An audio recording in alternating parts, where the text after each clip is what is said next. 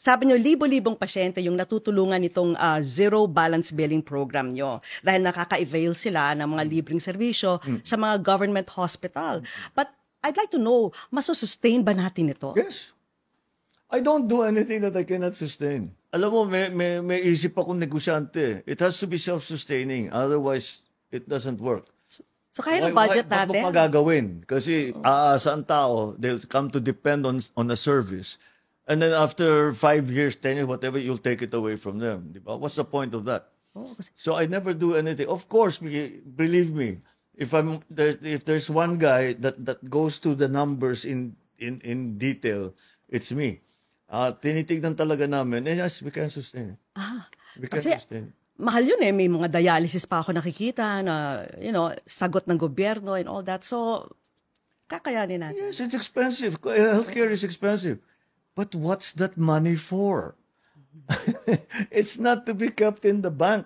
It's there to spend so that people can have healthcare for free or cheap.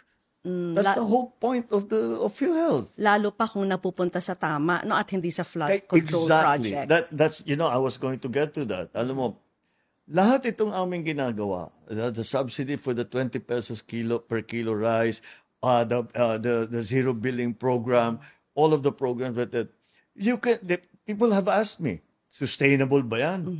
Basta't yung pera pumunta sa tama, lahat yan kaya nating bayaran. Ganun lang kasimple yan. Last week, binisita niyo po yung Siquijor. No, dahil nag-take over na yung gobyerno doon sa SIPCOR. Yes, yes. Na nag-take over ng gobyerno sa SIPCOR dahil hindi kayo happy sa services nila. No? Kahit hindi pa deadline, parang inunahan nyo na at tinanggal nyo na sa kanila yung services na ito. Sabi ko, hindi na tayo pwedeng mag-antay. Kawawang tao eh. So sabi ko, kunin na natin tayo na magpatakbo. NEA na magpatakbo, DOE, the Department of Energy, kayo na magpatakbo nito.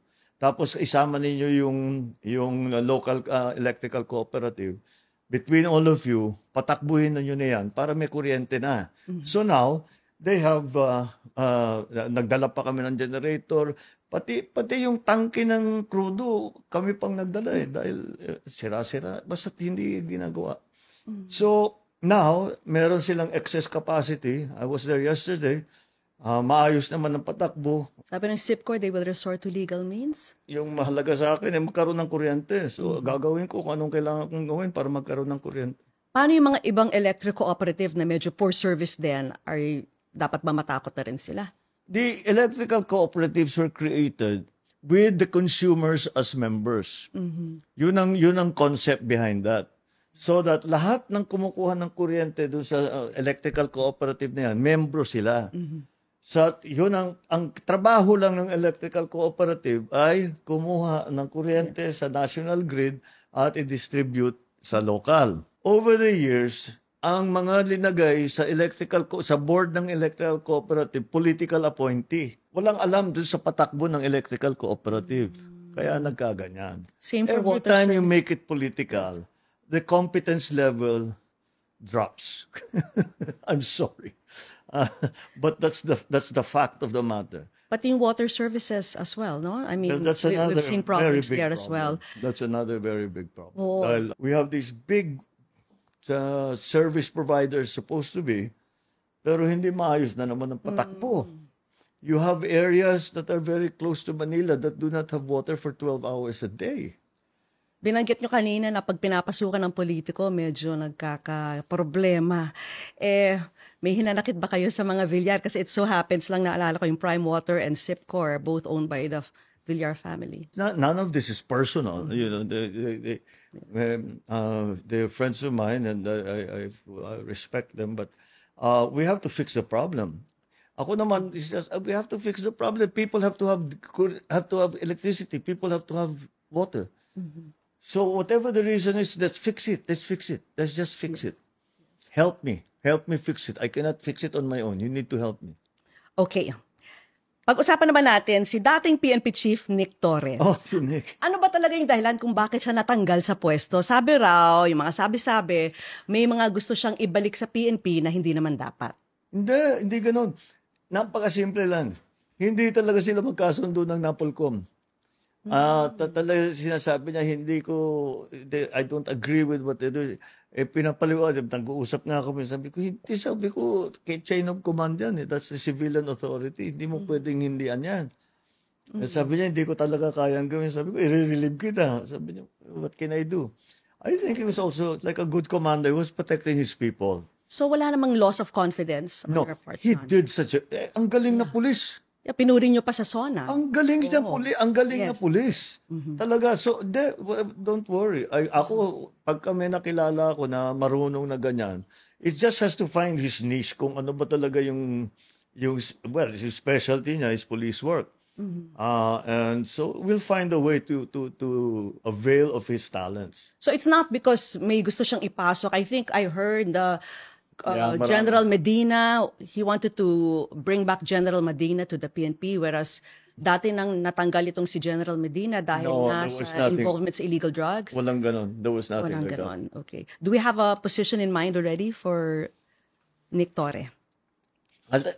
Let me tell him first before I tell you. Clue. Ikaw talaga, you and your clues. Dito ba kasama ba sa mga independent body or? Sige. Okay. Naman ang susunod na kabanata. Ay, hirap naman. Walang two initials. I'm making you work for your living. Okay. Pag-usapan na lang natin yung pagka-ombudsman. Yeah. Natapos na po yung mga interview sa pagka-ombudsman. Not yet. Nag-i-interview pa sila. Okay. Sige. So, so far, may napupusuan na ba tayong kapalit ni Justice Martirez? We're not at that point yet. Wala pa tayo doon. Antayin natin yung proseso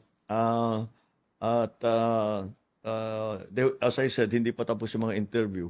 Pagkatapos ng mga interview, tignan natin, kausapin natin ng Judicial Board and see what they have to say. Isa sa mga aplikante si Secretary Remulla, no? Pero hinaharang po ng kapatid niyong si Senator Amy dahil sinasabi niyang parang part of a bigger plan para ipakulong sina VP Sara and the Duterte allies. Ano pong reaksyon niyo rito? No, this is because we have to appoint a ombudsman. Titignan natin kung ano yung recommendation, ano yung findings, etc. And then a decision will be made. Mr. President, sa lahat ng kinakaharap niyong problema, no? Ano yung birthday wish niyo? Ano yung gusto niyo mangyari?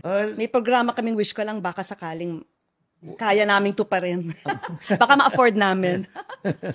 No, but simple lang naman ang aking mga hangarin sa lalo na dito para sa administrasyon na ito, matapos namin lahat ng aming ginagawa. Or siyempre, marami dyan, hindi talaga matatapos sa 6 na taon. Kaya sana masimulaan lang para sa kahit papaano sa susunod na administrasyon ay matutuloy. Dahil sayang naman at maganda naman ang nagiging resulta, ang magandang takbo ng ekonomiya, magandang mataas ang tingin sa atin ng ating mga kaibigan sa buong mundo, mataas ang tingin sa Pilipinas at lalo pang mas mataas ang tingin sa Pilipino. Alam mo lahat, kahit saan ako pumunta, unang-una sasabihin, ang gagaling ng mga Pilipino dun sa amin. Mga hari, mga presidente, mga prime minister, lagi. Sana meron pa, magpadala pa kayo ng Pilipino para tutulong sa amin. And yan ang talagang, that's where the perfect yung expression na nakakataba ng puso. Thank you very much, Mr. President, and more power to you. Thank you, Vicky. Yes. Thank you very much. Thank you so much.